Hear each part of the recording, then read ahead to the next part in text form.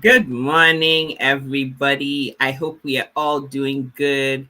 It's your girl Seeker in the house.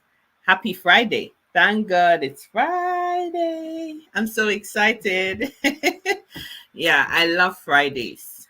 Fridays when I don't have to worry about anything other than resting, catching my breath, and, you know, getting ready for the weekend.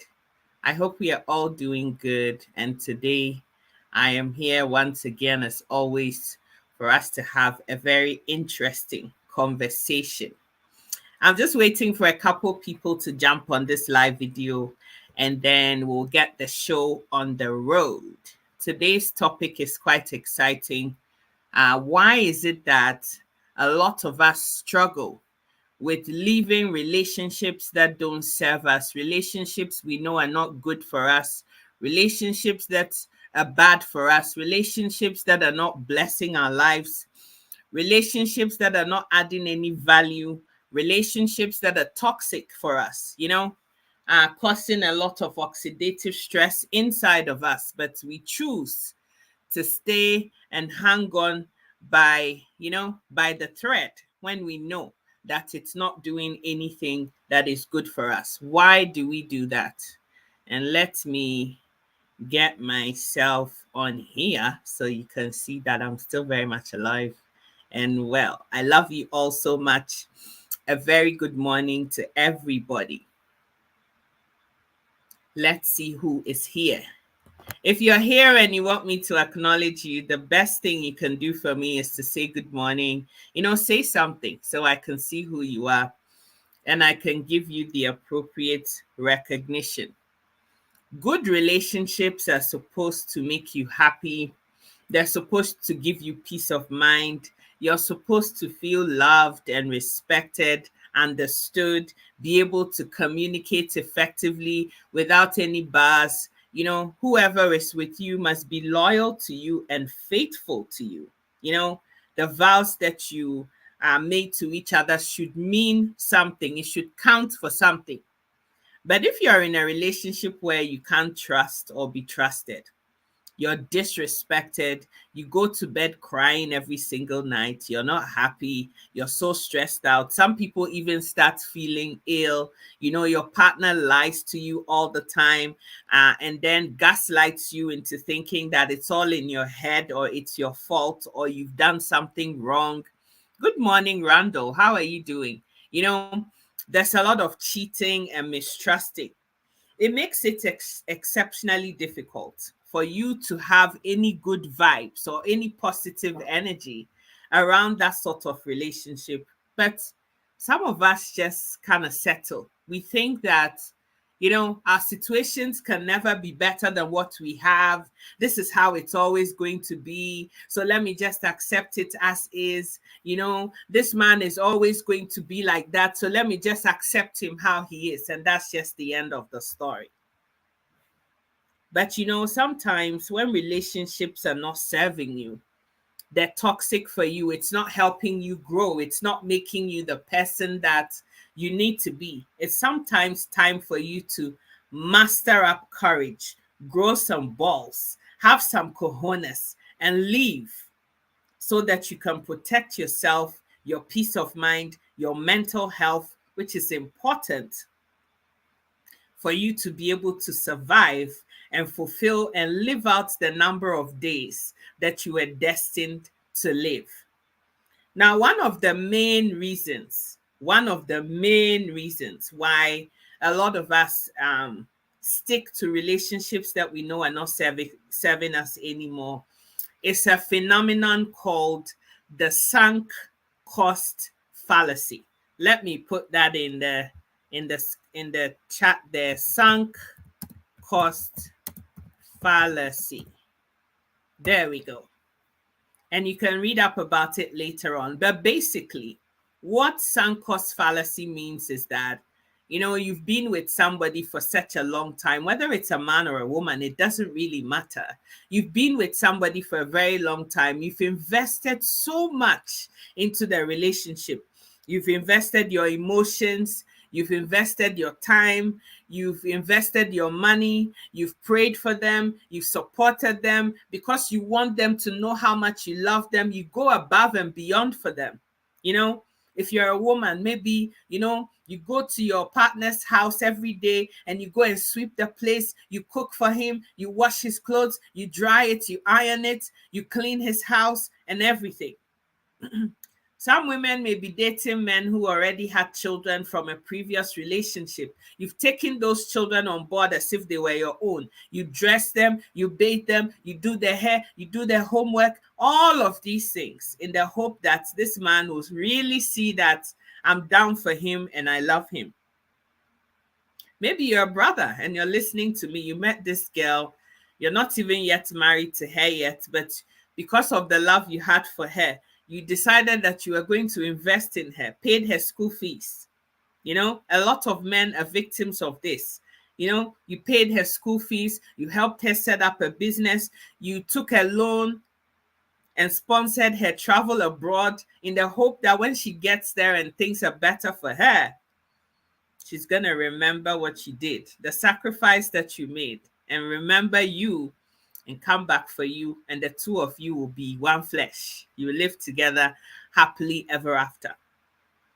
But then in the course of the relationship, you're seeing that, you know, this person that you love so much, this person that you've invested the time, the emotion, the effort, the energy, the money, and everything else in between in, that person isn't reciprocating that love. Like the way you are so invested in it, you're hoping and wishing that the person will do something to show that they also care about you, but it's not forthcoming.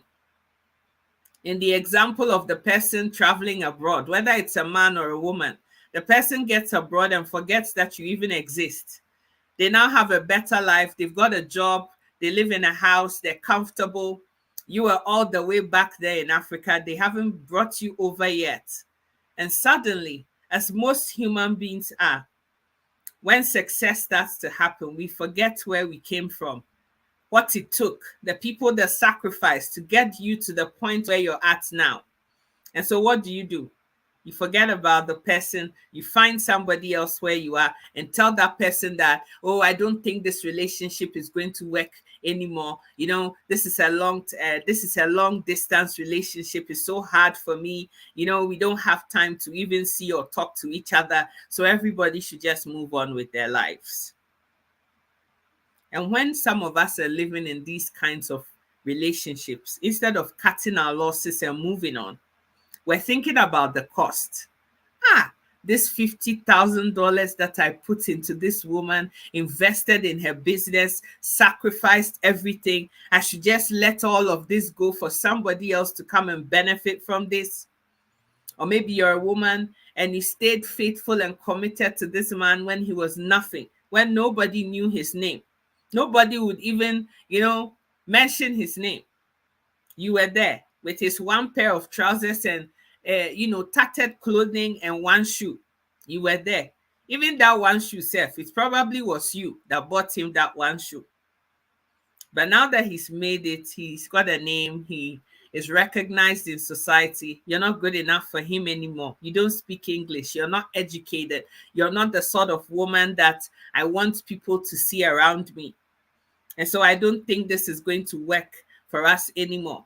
He starts cheating. She starts cheating. She starts seeing other people. And now you're left feeling, for want of a better word, stupid, because you invested all this money, this time, this energy, emotions, and everything into this person. And is this the payback that I get for everything that I put into this person? But instead of cutting our losses and moving on, saying, it happens, it's life, it's only money, I'll get it back, and moving on, we want to hang on to deadbeat relationships because, when we think about what we've put in, we think it's too much. We're never going to get it back. It's a waste of time. And so we hang on by the thread.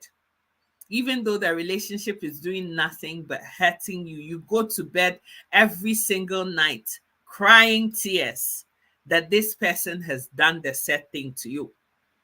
This is one of the main reasons why we stay in relationships we know are not good for us. It's not serving us. It's not helping our mental health. It's not helping our spiritual life. Because when you're angry and stressed and all, you can't even pray.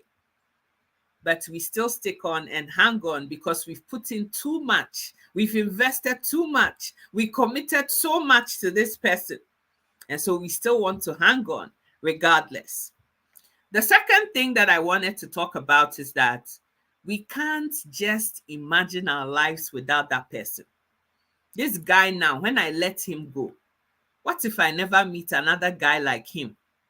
You know, some of us women, we are thinking about the ding-a-ling and what it does to us when it's in there, you know, like when we get into the bed and we do all the things and all of that, how it makes us feel.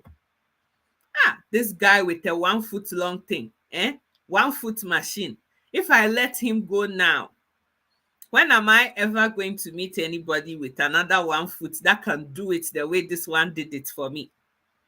So even though this guy disrespects you, calls you names, cheats on you with other people, even has the effrontery and the audacity to use his hands on you, you still always default back to that once in a while time that you get that you have the privilege of getting that 1 foot long thing inside you. And so because of that, you know, you're never probably going to find foot long anymore. So, you know, at least he doesn't, the beating that he beats me, it's not that bad. You know, maybe it's my fault. If I didn't provoke him to anger, maybe he wouldn't have done what he did. So let me just accept it. You know, it's my fault. And let's just call it a day and just be done with that.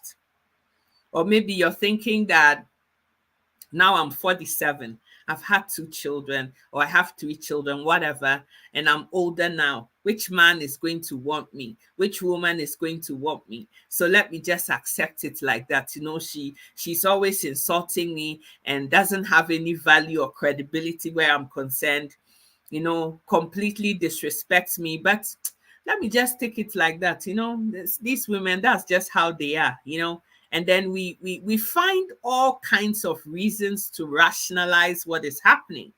And we stick to these relationships when in actual fact, the truth about it is that it's not helping us. It's not serving us. It's not good for our health. It's not good for our well-being. We are never going to reach the fullness of our destinies by hanging out with these people. But we still decide that that is what is best for us.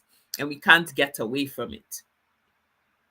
The third thing that I wanted to talk about is that sometimes we think that we may leave the person, and after we've left them, we might regret leaving. So, you know, in order to not feel that maybe this is not the best decision, let me just stay like that. You know, what if I go now and I go and dip my hand or my toes in the waters now, and I can't find anybody who is like this man or this woman, and I want to come back? How can I come back? Maybe by that time, this man would have already found somebody else.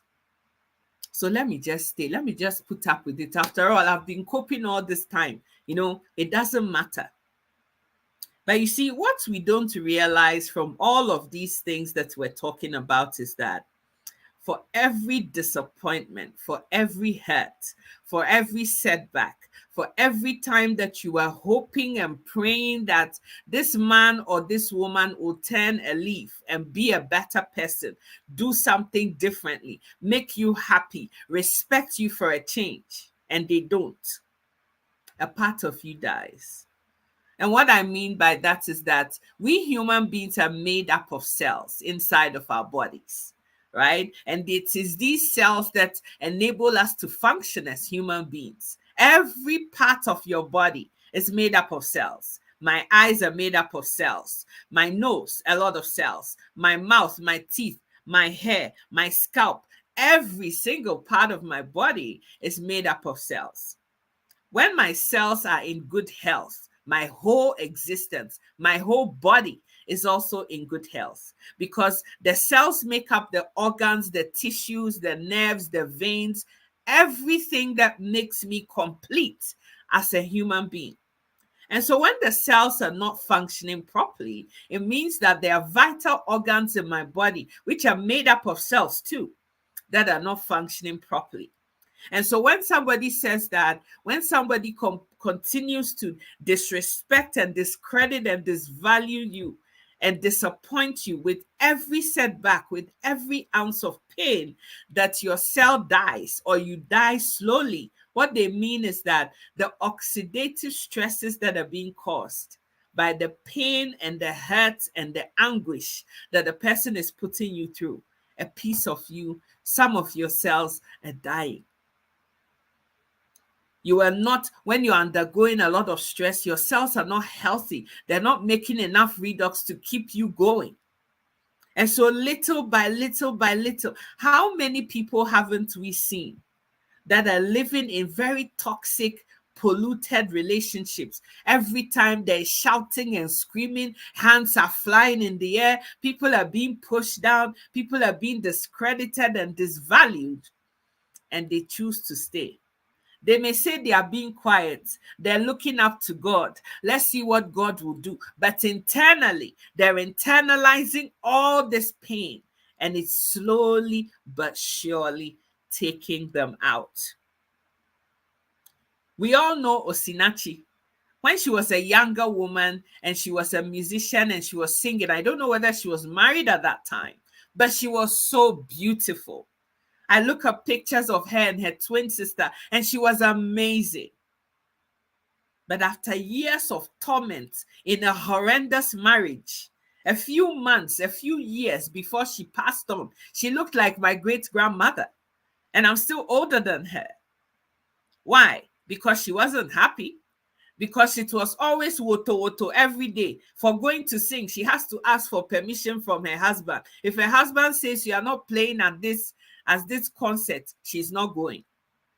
If she looks at him the wrong way or she talks to somebody, it means that day after church, she's walking home. When her husband is driving a car that was given to her because of her music concert that she respectfully gave to the husband, she now has to walk when she's the one who is the breadwinner of the family. But this woman allowed religion and doctrine to get the better of her, that no matter what, for better, for worse. So, even when she's dying inside, she was still going to stick to this woman, this man. She was still going to stay in this marriage regardless. And today, here we are. We don't have any Osinachi anymore. Nobody to bless our lives with that music. She had this breath, this voice that, when you close your eyes and you just listen to it, you can just pick it out and say, hey, that is Osinachi right there. But today, she's no more. What if she had left? She had the balls to say, you know what, enough is enough. I can't do this anymore. And she had left, walked away, gone to be with herself and her children. Maybe today she'll still be alive. You and I will still have music from her almost every single time to be listening to, for our lives and our souls to be uplifted by. But Osinachi is 6 foot under. Her husband is in prison. And here we are. These are the sorts of things that I'm talking about. Sometimes if we don't leave relationships that are not serving us, separate ourselves from there, like take yourself away from the toxic environment, the toxic situation, remove yourself from that. These are some of the things that it does. You may be quiet. You may be telling everybody, publicly that, it's okay. Let him just do what he wants to do. It's all fine. In God's own time, he makes everything beautiful. It's true. But your body is taking the pounding for all of those things that are being done to you. Hello, Sister Promise. How are you doing? I hope you're fine. And now nothing is going the way it's supposed to go inside of you. And you're literally, slowly but surely, you're passing away. Your days are numbered because your cells are dying little by little by little inside of you, because you continue to expose yourself to oxidative stress, high dosage of emotional distress and discomfort inside of you. It kills. it kills. The next, many of us think that it's our job to change somebody.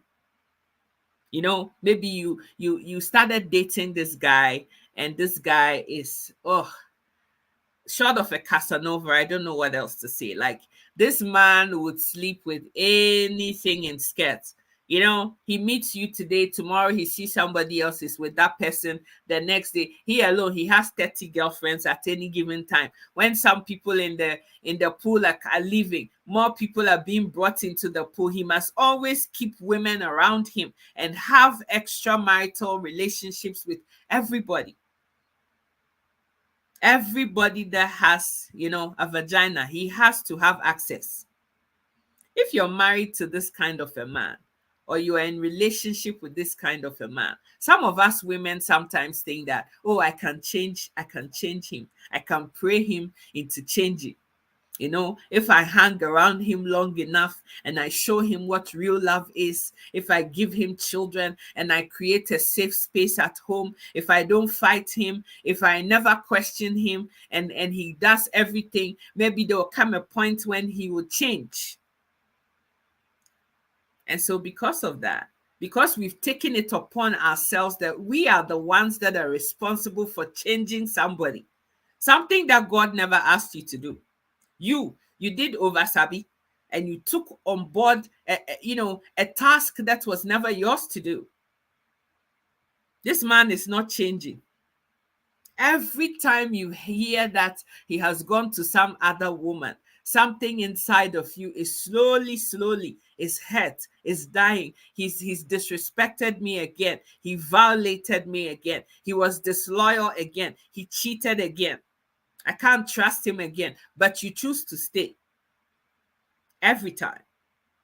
And I've had so many women that, have been together with their spouses for so many years. And they keep on saying, this man, I met him when he was nothing, and I helped him. I built this house with him, or I bought this house in the States, in Canada, in Europe, whatever with him. I'm not going to leave him for him to give all my hard-earned cash to somebody else. Forgetting that we live in a society and a system where people and countries are governed by law. If somebody chooses to marry you and they cannot remain faithful to you, they have to dip it everywhere.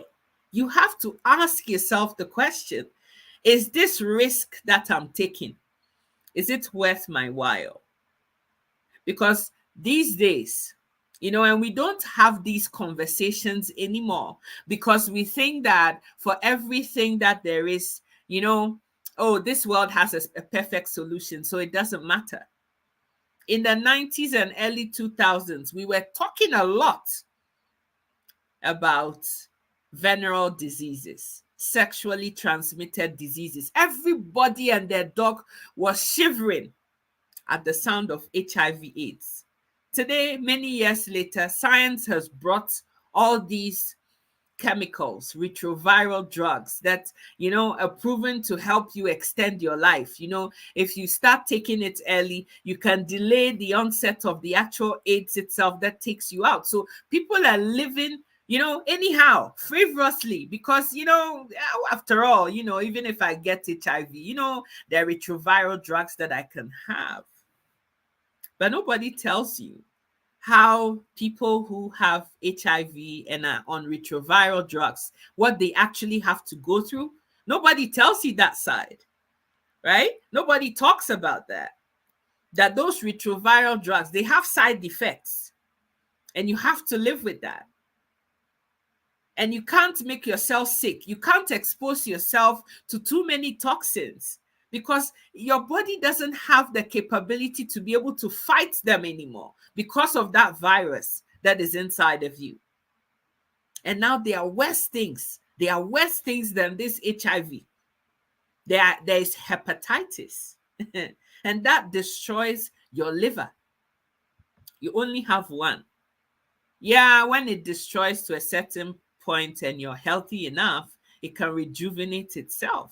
But when it's destroyed beyond a certain point, it can never rejuvenate itself anymore. And so you're on the way to being removed. So the bigger question to ask yourself is, this man that is dipping it everywhere, and me, I've chosen to make this decision for better, for worse, to stay with him. Is it worth it? Is it worth it? If I leave this man today, he knows there are 50 other people who can easily take my place. So does this man even really care about me?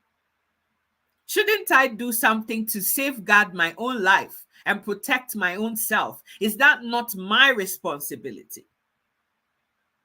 And I'm not here telling anybody to divorce their spouses that are cheating on them. That's not what I'm saying.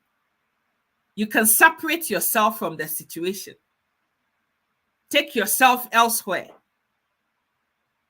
If you choose to stay married to him, that is your problem. That's not my decision to make. That is yours to make. But I'm saying, if you separate yourself from it,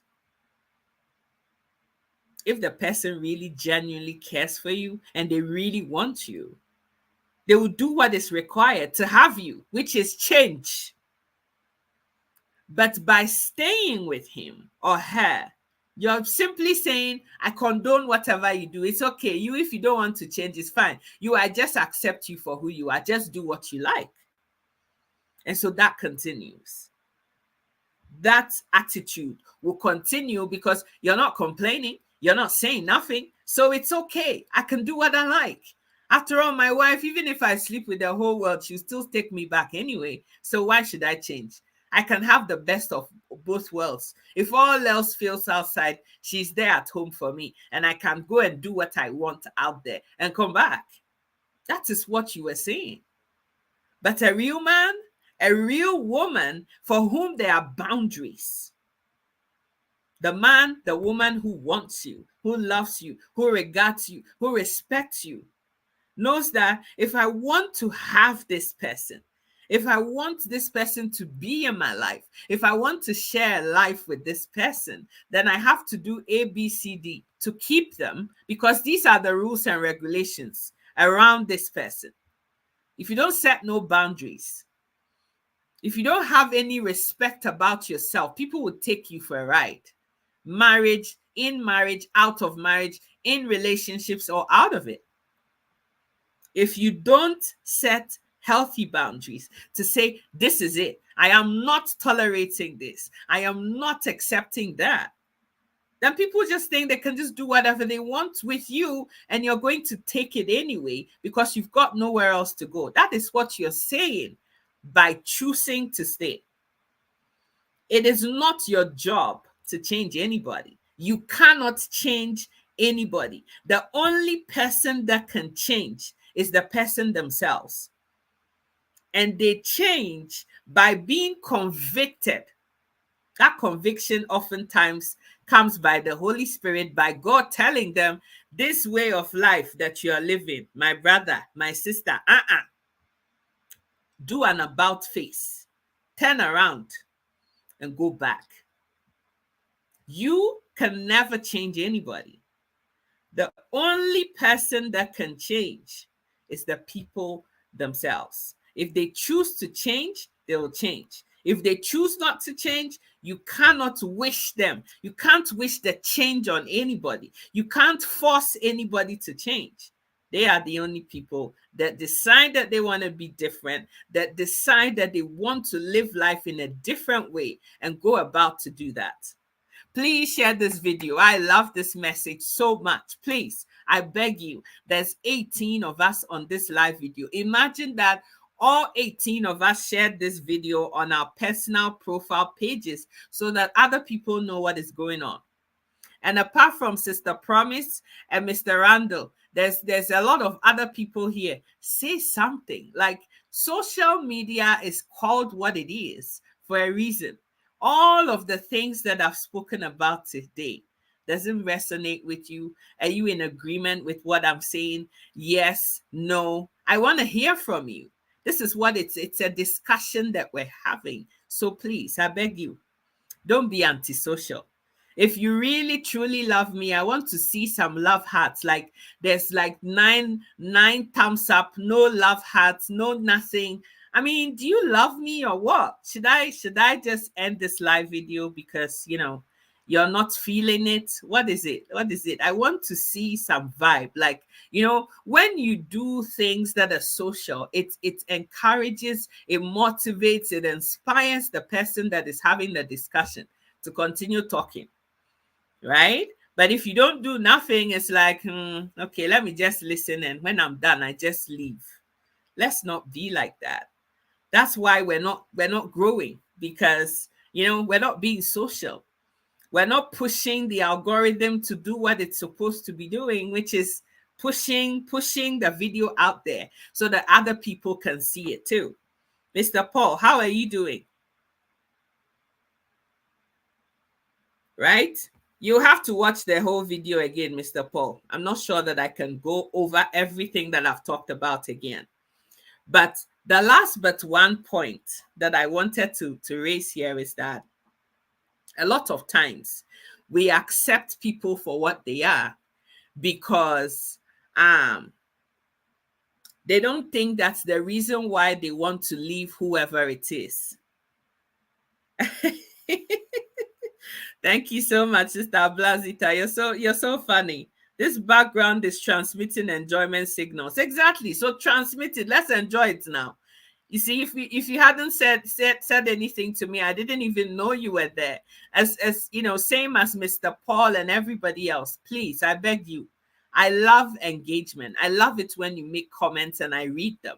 We all have the conversation and we continue, and it's exciting. So please, let's be social. Let's support each other here.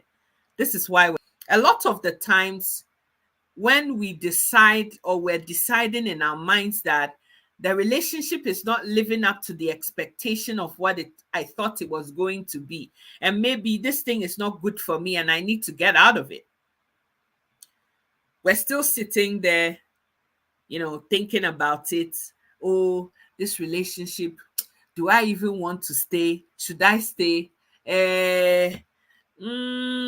This reason that I want to leave, is it even a tangible reason? He only cheated once. These men, that's how they are. Men they can't control their eyes. So it's just a one cheating. It's okay, let me just stay. And every time it happens again, you go back to that place and you keep telling yourself that it's just another time. After the 10th time, oh, it's only 10 times. There's so many women out there. It could have been 50 other women that he slept with, but he only did it 10 times. So it's okay. It's not that bad.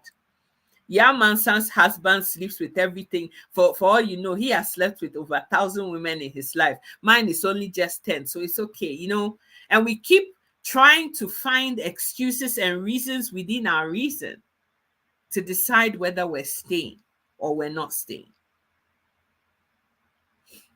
The last thing is that, oh, if I leave this man or this woman now, there's no going back.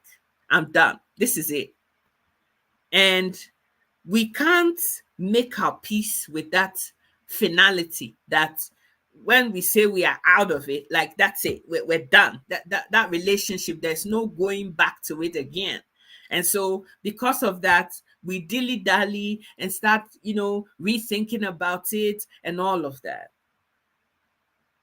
But the last thing that I want to say this morning here is that loving yourself enough to remove yourself completely from any relationship that is toxic, that is not serving you, is your total responsibility. Love is beautiful. Love is amazing. When you have somebody in your camp that genuinely loves the socks off of you. And love means that the person wants what is good for you. The person wants to see you do well. And so they support every dream of yours that you think is going to get you to that next place.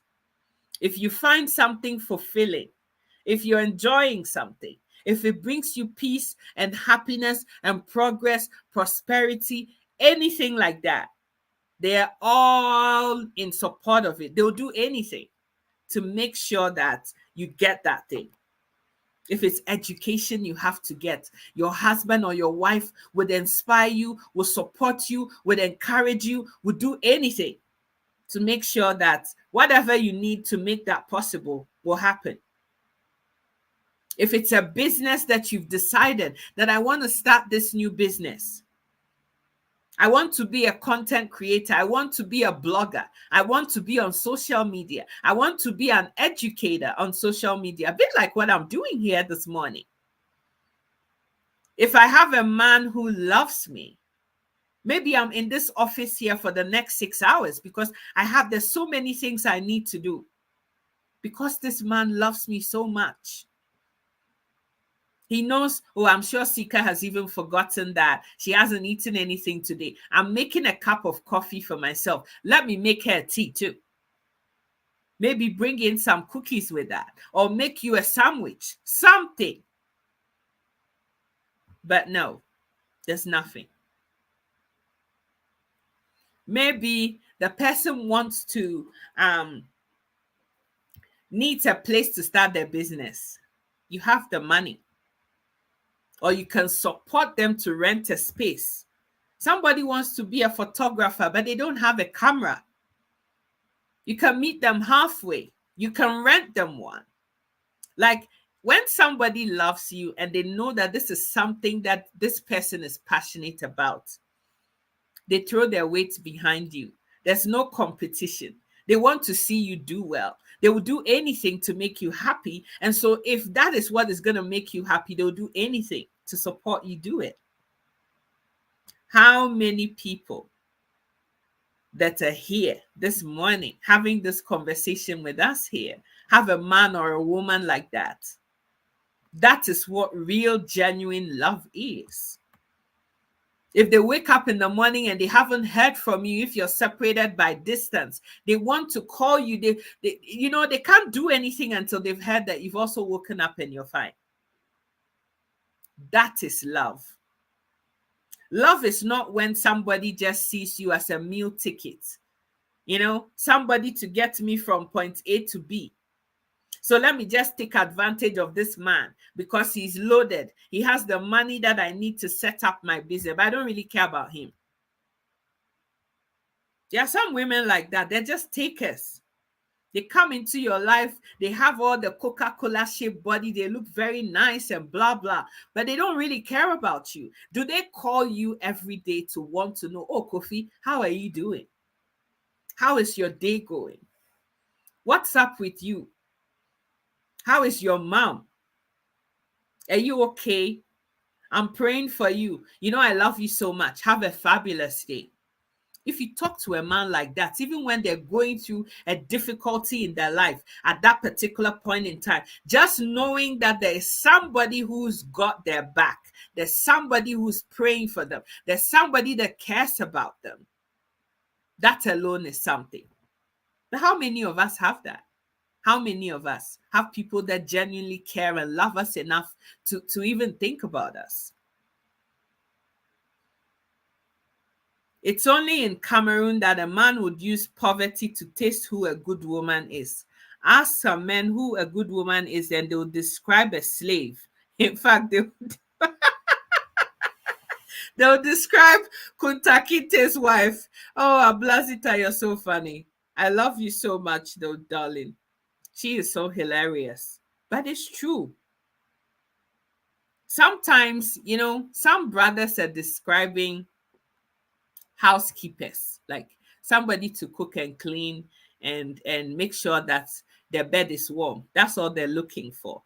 They're not looking for a lifetime partner, somebody they can reason with, somebody they can think with, pray with, have in their camp. No, they're just looking for a maid, somebody to clean the house, somebody to cook good food. And that's it. That's all they're looking for. That's not love. That's not what we're talking about here. I'm talking about a man that sees his partner, his wife, as his co-equal. Your roles are different, but no one is higher or lower than the other person. You are co-equals. This head of ours is nothing without a neck. The neck is just as important as the head is, but one has got to sit on the other. The head is nothing without the neck. And what good is a neck without a head? So you're partnering together to make your life better. And that is what relationships and marriages should all be about. But so many of us don't have that. There's so many people who don't have that in their camp. They can never boast or be proud of having that in their lives. My brother, my sister, it is time for you to ask yourself a question so that you can do introspection on yourself and figure out whether, you're happy in this life that you are living. This marriage that I'm in, is it serving me? Is it good for my mental health? This man, this woman, how is he affecting me on a daily basis? Because there are some people whose situations are just so bad. Their situations are so bad, it's making them sick. But they're still in it because for better, for worse. I am not here to break up anybody's marriage. I'm not here to advise anybody to leave their home or anything like that. But ask yourself the question, how is this relationship serving me? Is it making me sick? Because this man has cheated on me with everything in skirt. He has brought me venereal disease after venereal disease. Why am I still staying? And maybe the decision is not to leave, like to be divorced off of him, but to physically separate yourself from him for a time. Sometimes that's what it takes. Maybe when you're not there anymore, you're physically distant from him or her. They don't have all those things that they could depend and rely on. Maybe that's what it takes for them to suddenly realize that, wow, this woman was such a gem and I was so silly not to know that. And so now I'm going to take myself out of this situation. Maybe this woman that I have in my life, she's not the best person that there is for me. It's all money, money, money, money, money, money. Give me, give me, give me, give me, give me all the time. And so you know what? I think I'm just going to remove myself from this person for a bit. Maybe then she would also realize that, she has to be more loving to me and that our relationship is not just about money. And maybe by doing that,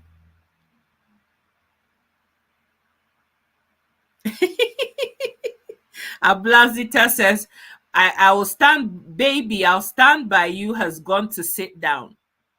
Isn't it sad that because so many people have done the baby, I'll stand by you no matter what, and have been beaten so badly that now everybody is, protecting their hearts. Some people have put their heart in a cage, a glass cage, and thrown the key in the sea. They are stone cold with no emotions, no emotional availability whatsoever, because they don't want to get hurt. But when you're giving love to somebody, you're expecting for that to be reciprocated. And when you're not getting that, it hurts. That hurt that is hurting you once in a while, maybe your body can, or absorb that stress, absorb that pressure. But when it goes on for a long period of time, slowly but surely, it starts to seep into you. You start having wrinkles. A lot of women, all of a sudden, they've just grown older than they should have done. A lot of men start looking like grandfathers in their 40s because they're not happy at home. Your wife is nagging, complaining, whining all the time.